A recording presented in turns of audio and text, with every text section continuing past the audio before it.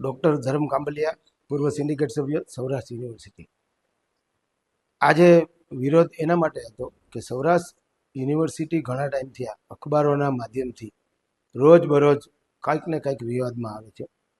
ઘણા સમયથી આ humanity and social science faculty જે અલગ પડી છે એમના વિદ્યાર્થીઓ દીકરા દીકરીઓની થીસીસ છેલ્લા 4 મહિનાથી પીજીટીઆરમાં પડેલ છે. તેમનો કોઈ ઉકેલ નથી આવતો.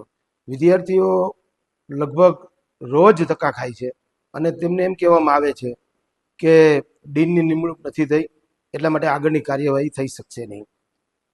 આજે એના માટે થઈને અમે યુનિવર્સિટી ખાતે રજૂઆત માટે આવ્યા હતા અને આ જે ઘટનાઓ રોજબરોજ બને એના માટે થઈને આજે વિશાળ સંખ્યામાં દીકરીઓ સાથે મળી અને મા સરસ્વતીના મંદિરમાં ગયેલા અમે અને મા સરસ્વતીને વિનંતી કરી કે આપ ઉપકુલપતિ પાસે આવો અને એને કાંઈક યોગ્ય રસ્તો મળે અને રાજકારણના અખાડામાંથી જ્ઞાનમય, શુદ્ધમય અને શિક્ષણનું વાતાવરણ યુનિવર્સિટીમાં થાય એના માટે મા સરસ્વતીને અમે સાથે લઈ અને આજે ઉપકુલપતિ પાસે આવેલ હતા.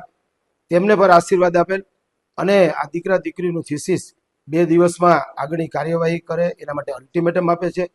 અને મા સરસ્વતીએ પણ ઉપકુલપતિને જે ભૂતકાળના કુલગુરુ હતા એનો જે જ્ઞાનનો સાગર હતો, એની જે મહિમા હતી, એની સાદગી હતી, એવો જેનું વિદ્યાર્થીઓને દીકરા દીકરીઓ એના મનમાં જે ભાવના હતી તે પાછી ફરીવાર પ્રસ્થાપિત થાય અને મા સરસ્વતીનું ધામ શિક્ષણનું ધામ બને એના માટે મા સરસ્વતીએ પણ ઉપકુલપતિને ઉપદેશ આપેલ અને અમે પણ આ ફરીવાર આ જે ગાથા છે ફરીવાર ન થાય એના માટે રજૂઆત કરેલ છે. રજૂઆતમાં મૂળ જે આપણી ફેકલ્ટી ઓફ હ્યુમેનિટીઝ અને સોશિયલ સાયન્સ છે એમાં આપણે અત્યારે જે થીસીસ જમા થાય છે એ થીસીસ જે છે એ વહેલી તકે મોકલવામાં આવે એમની ઇવેલ્યુએશન માટે આ પ્રકારની રજૂઆત આવી છે.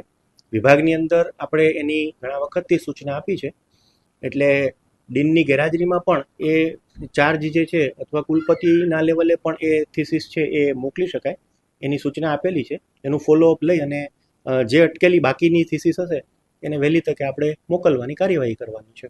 વિદ્યાર્થીઓની રજૂઆત છે કે ડીનની સહી ન હોવાના કારણે થીસીસ છે તે અટકાવવામાં ના, ડીન છે એ પ્રક્રિયાનો ભાગ છે. ઘણી વખત એવું હોય કે કોઈ પર્ટિક્યુલર એક જગ્યા છે એ ખાલી રહેતી હોય એને કારણે આખી પ્રક્રિયા અટકે નહીં, એટલે એનું ધ્યાન રાખવાનું છે. સાથે સાથે ડીનની પણ નિમણૂક થાય વહેલી તકે એ દિશામાં પણ યુનિવર્સિટી કાર્યરત